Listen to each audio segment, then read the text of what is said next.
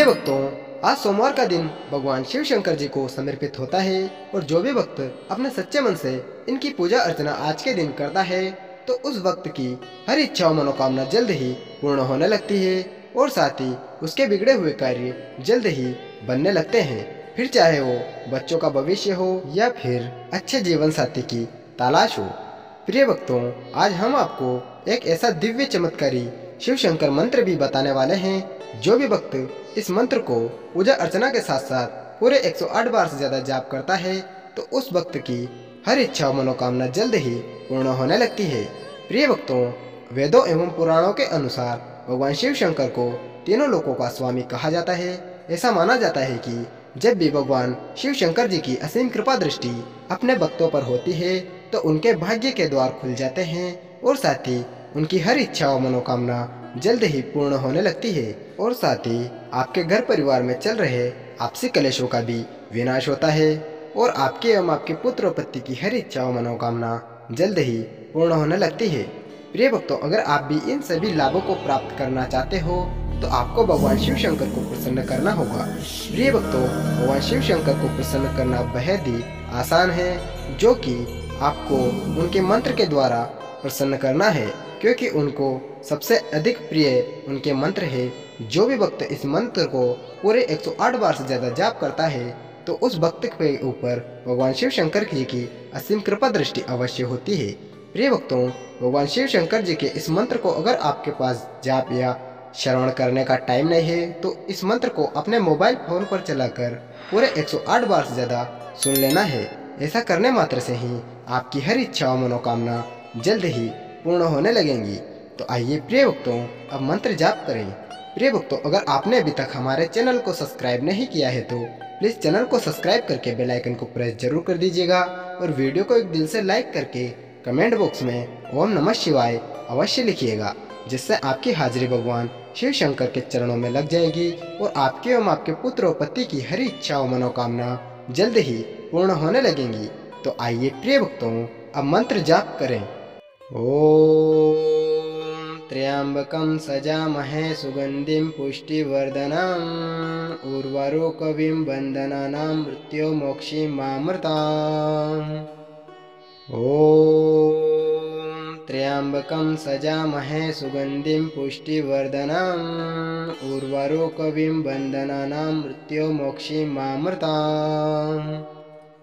ओम त्र्यंबकं सजामहे सुगंधिं पुष्टिवर्धनम् उर्वारुकमिव बन्धनानां मृत्योर्मोक्षीमामृताम्।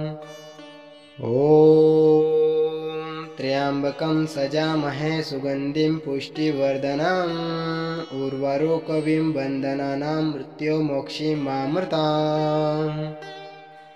ओम त्र्यंबकं सजामहे सुगंधिं पुष्टिवर्धनम् उर्वारुकमिव बन्धनानां मृत्योर्मोक्षीमामृताम्।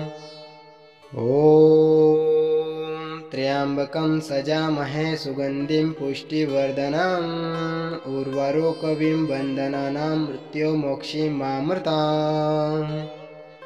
ओम त्र्यंबकं सजामहे सुगंधिं पुष्टिवर्धनम् उर्वारुकमिव बन्धनानां मृत्योर्मोक्षीमामृताम्।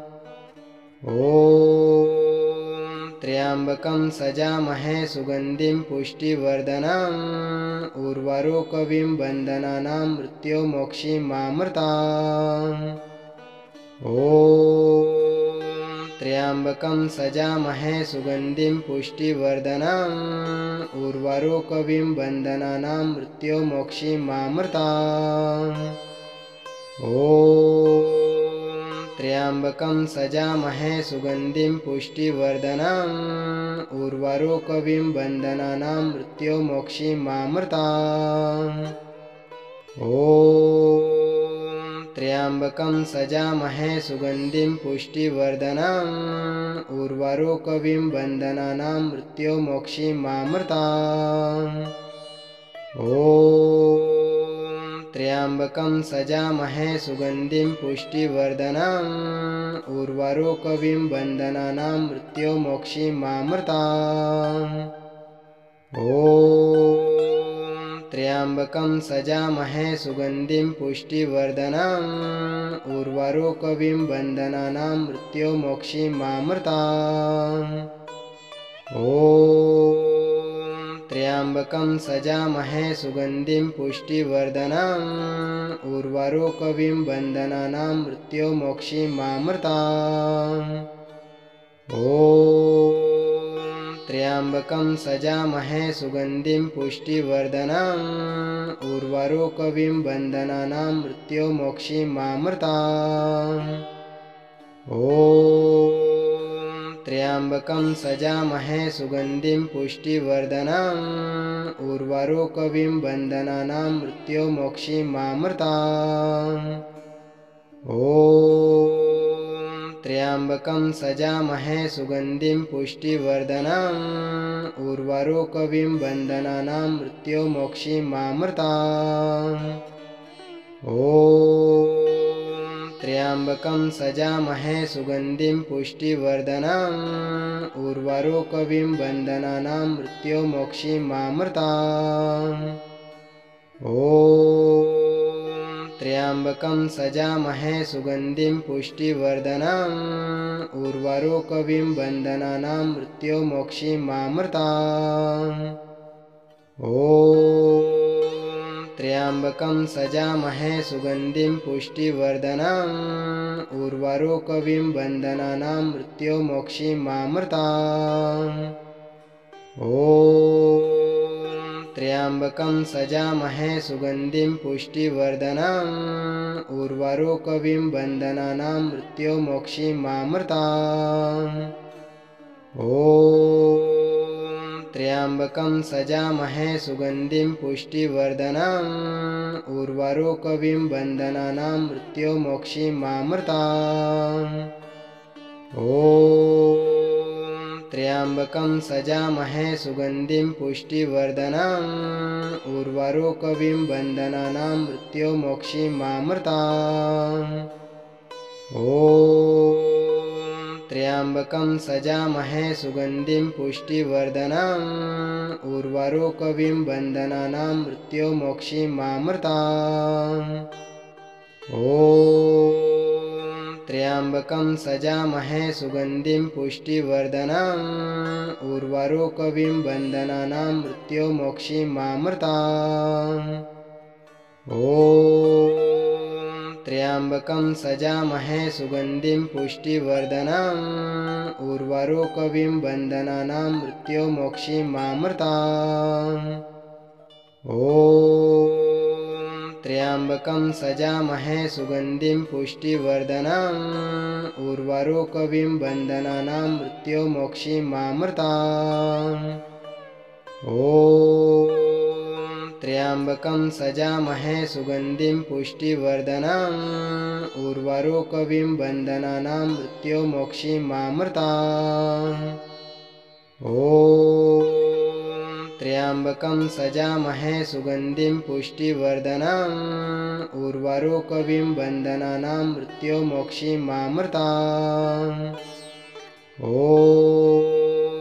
त्र्यम्बकं सजामहे सुगन्धिं पुष्टिवर्धनम् उर्वारुकमिव बन्धनानां मृत्युर्मोक्षीमामृताम्।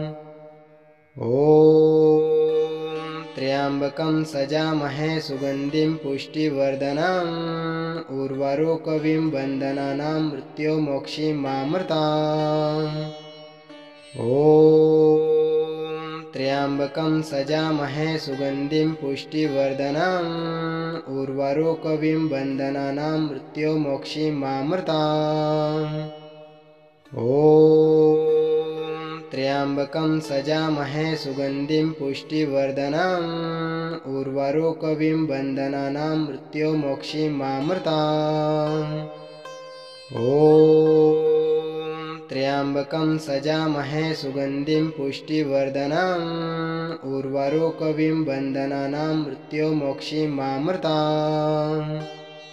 ॐ त्र्यम्बकं सजामहे सुगन्धिं पुष्टिवर्धनम् उर्वारुकमिव बन्धनानां मृत्युर्मोक्षीमामृताम्। ॐ त्र्यम्बकं सजामहे सुगन्धिं पुष्टिवर्धनम् उर्वारुकमिव बन्धनानां मृत्योर्मोक्षीमामृताम्। ॐ त्र्यम्बकं सजामहे सुगन्धिं पुष्टिवर्धनम् उर्वारुकमिव बन्धनानां मृत्योर्मोक्षीमामृताम्। ॐ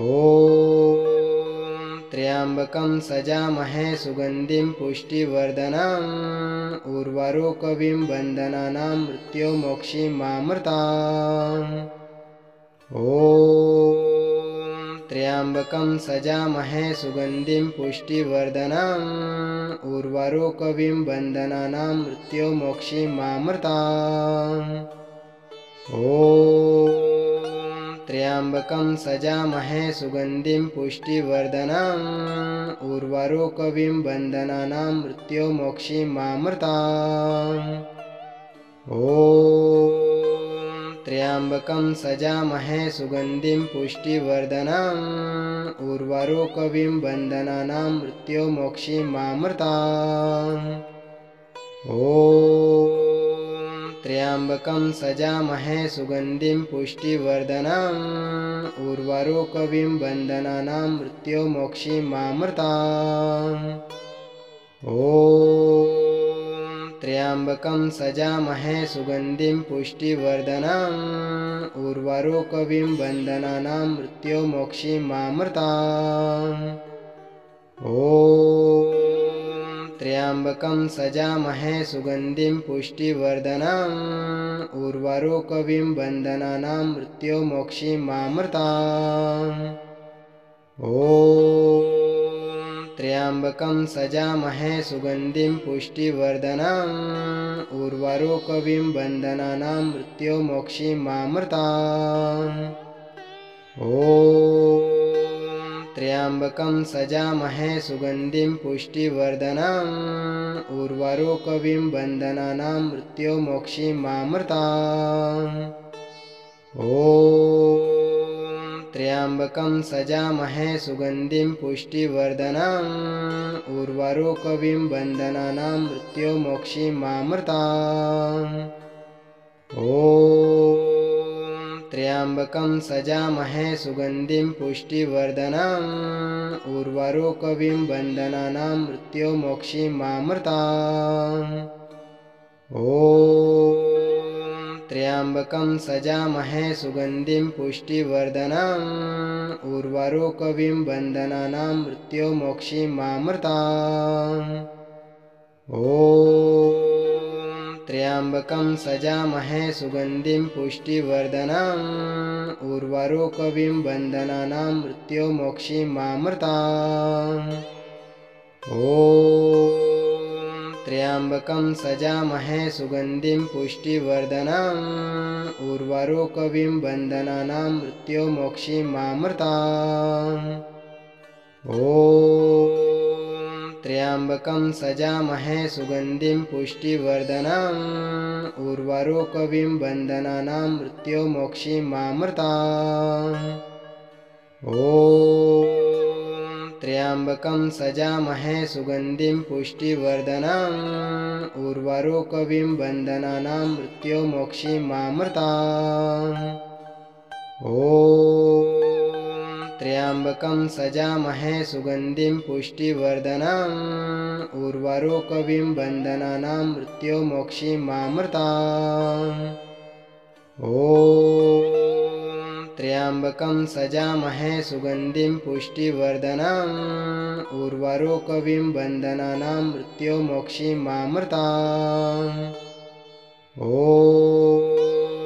त्र्यम्बकं सजामहे सुगन्धिं पुष्टिवर्धनम् उर्वारुकमिव बन्धनानां मृत्योर्मोक्षीमामृताम्। ॐ त्र्यम्बकं सजामहे सुगन्धिं पुष्टिवर्धनम् उर्वारुकमिव बन्धनानां मृत्योर्मोक्षीमामृताम्। ॐ त्र्यम्बकं सजामहे सुगन्धिं पुष्टिवर्धनम् उर्वारुकमिव बन्धनानां मृत्योर्मोक्षीमामृताम्।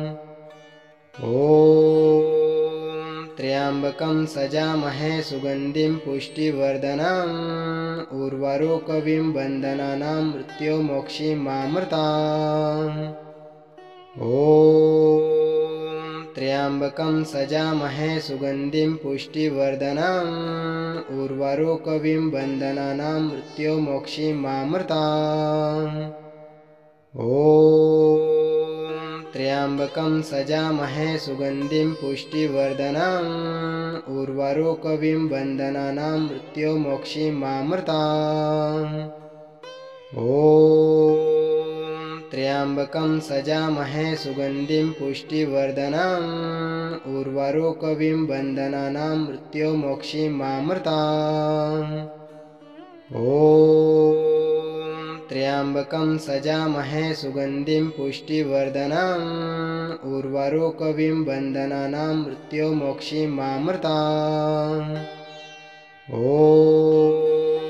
त्र्यम्बकं सजामहे सुगन्धिं पुष्टिवर्धनम् उर्वारुकमिव बन्धनानां मृत्युमोक्षीमामृताम्। ॐ त्र्यम्बकं सजामहे सुगन्धिं पुष्टिवर्धनम् उर्वारुकमिव बन्धनानां मृत्युमोक्षीमामृताम्। ॐ त्र्यम्बकं सजामहे सुगन्धिं पुष्टिवर्धनम् उर्वारुकमिव बन्धनानां मृत्युमोक्षीमामृताम्। ॐ त्र्यम्बकं सजामहे सुगन्धिं पुष्टिवर्धनम् उर्वारुकमिव बन्धनानां मृत्युमोक्षीमामृताम्। ॐ त्र्यम्बकं सजामहे सुगन्धिं पुष्टिवर्धनम् उर्वारुकमिव बन्धनानां मृत्युमोक्षीमामृताम्। ॐ त्र्यम्बकं सजामहे सुगन्धिं पुष्टिवर्धनम् उर्वारुकमिव बन्धनानां मृत्युमोक्षीमामृताम्। ॐ त्र्यम्बकं सजामहे सुगन्धिं पुष्टिवर्धनम् उर्वारुकमिव बन्धनानां मृत्युमोक्षीमामृताम्। ॐ त्र्यम्बकं सजामहे सुगन्धिं पुष्टिवर्धनम् उर्वारुकमिव बन्धनानां मृत्युमोक्षीमामृताम्। ॐ त्र्यम्बकं सजामहे सुगन्धिं पुष्टिवर्धनम् उर्वारुकमिव बन्धनानां मृत्युमोक्षीमामृताम्। ॐ त्र्यम्बकं सजामहे सुगन्धिं पुष्टिवर्धनम् उर्वारुकमिव बन्धनानां मृत्युमोक्षीमामृताम्। ॐ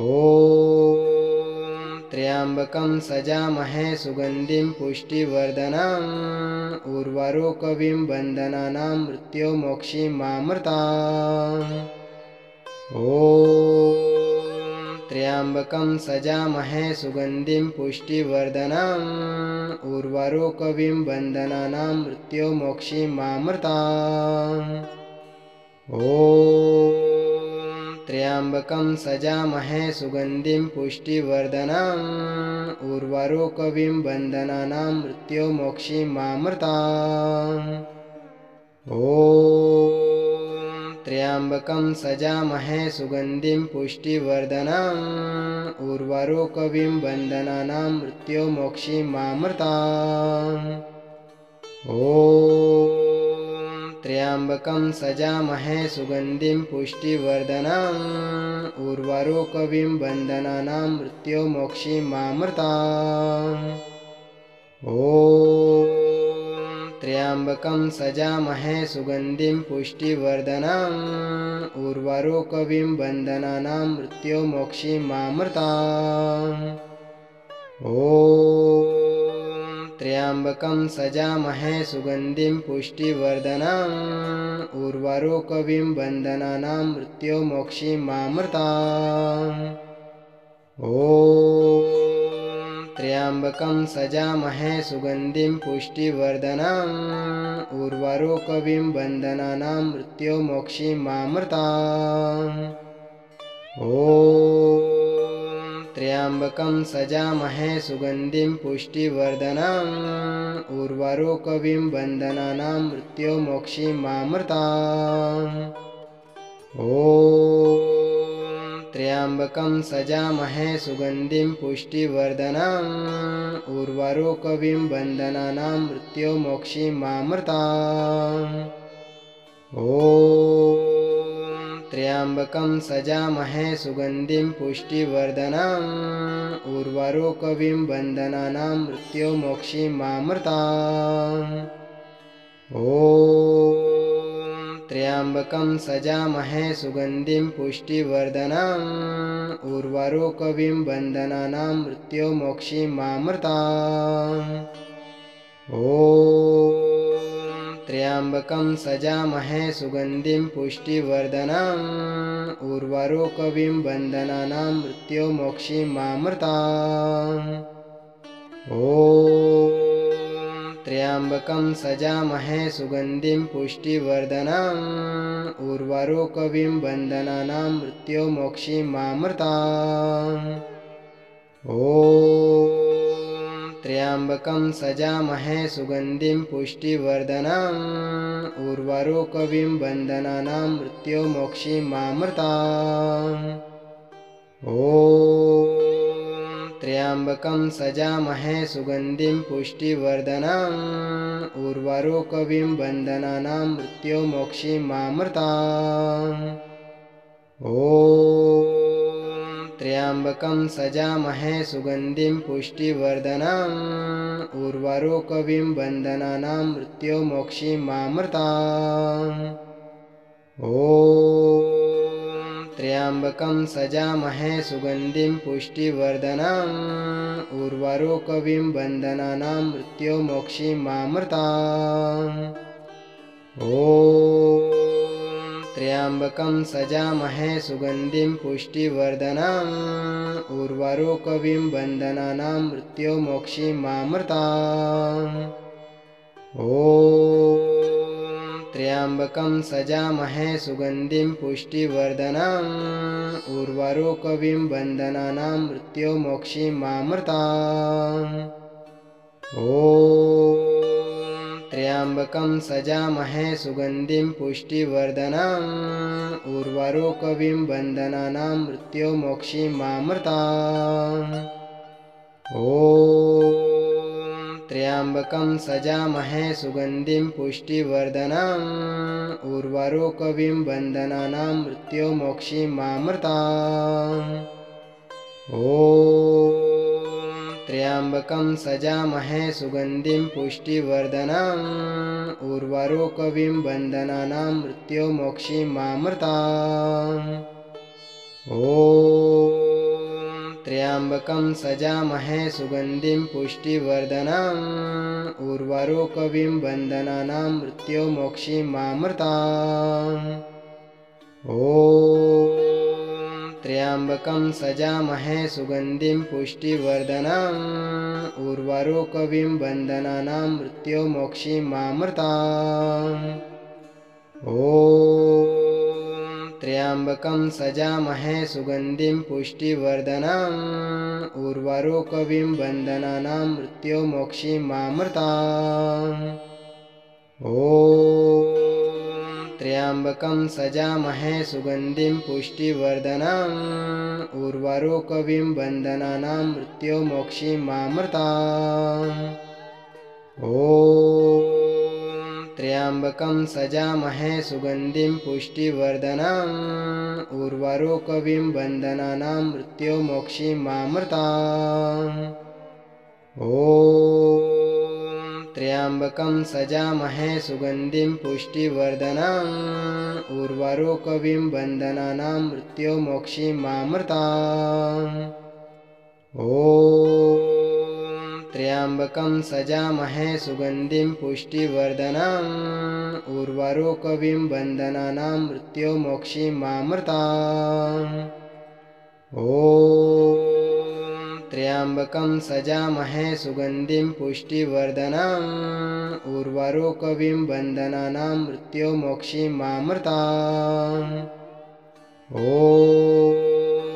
त्र्यम्बकं सजामहे सुगन्धिं पुष्टिवर्धनम् उर्वारुकमिव बन्धनानां मृत्योर्मोक्षीयमामृताम्। ॐ त्र्यम्बकं सजामहे सुगन्धिं पुष्टिवर्धनम् उर्वारुकमिव बन्धनानां मृत्योर्मोक्षीयमामृताम्। ॐ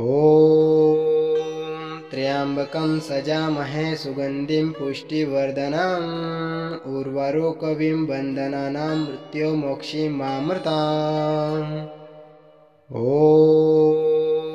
त्र्यम्बकं सजामहे सुगन्धिं पुष्टिवर्धनम् उर्वारुकमिव बन्धनानां मृत्योर्मोक्षीयमामृताम्। ॐ त्र्यम्बकं सजामहे सुगन्धिं पुष्टिवर्धनम् उर्वारुकमिव बन्धनानां मृत्योर्मोक्षीयमामृताम्। ॐ त्र्यम्बकं सजामहे सुगन्धिं पुष्टिवर्धनम् उर्वारुकमिव बन्धनानां मृत्योर्मोक्षीयमामृताम्। ॐ त्र्यम्बकं सजामहे सुगन्धिं पुष्टिवर्धनम् उर्वारुकमिव बन्धनानां मृत्योर्मोक्षीयमामृताम्। ॐ त्र्यम्बकं सजामहे सुगन्धिं पुष्टिवर्धनम् उर्वारुकमिव बन्धनानां मृत्योर्मोक्षीयमामृताम्। ॐ त्र्यम्बकं सजामहे सुगन्धिं पुष्टिवर्धनम् उर्वारुकमिव बन्धनानां मृत्योर्मोक्षीयमामृताम्। ॐ त्र्यम्बकं सजामहे सुगन्धिं पुष्टिवर्धनम् उर्वारुकमिव बन्धनानां मृत्योर्मोक्षीयमामृताम्। ॐ त्र्यम्बकं सजामहे सुगन्धिं पुष्टिवर्धनम् उर्वारुकमिव बन्धनानां मृत्योर्मोक्षीयमामृताम्। ॐ त्र्यम्बकं सजामहे सुगन्धिं पुष्टिवर्धनम् उर्वारुकमिव बन्धनानां मृत्योर्मोक्षीयमामृताम्। ॐ त्र्यम्बकं सजामहे सुगन्धिं पुष्टिवर्धनम् उर्वारुकमिव बन्धनानां मृत्योर्मोक्षीयमामृताम्। ॐ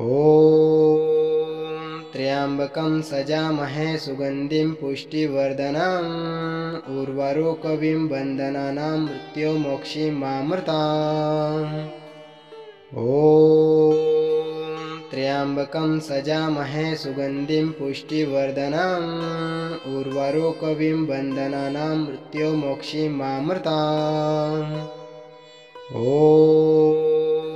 त्र्यम्बकं सजामहे सुगन्धिं पुष्टिवर्धनम् उर्वारुकमिव बन्धनानां मृत्योर्मोक्षीयमामृताम्। ॐ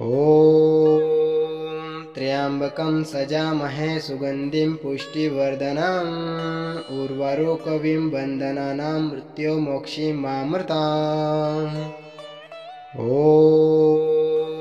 त्र्यम्बकं सजामहे सुगन्धिं पुष्टिवर्धनम् उर्वारुकमिव बन्धनानां मृत्योर्मोक्षीयमामृताम्। ॐ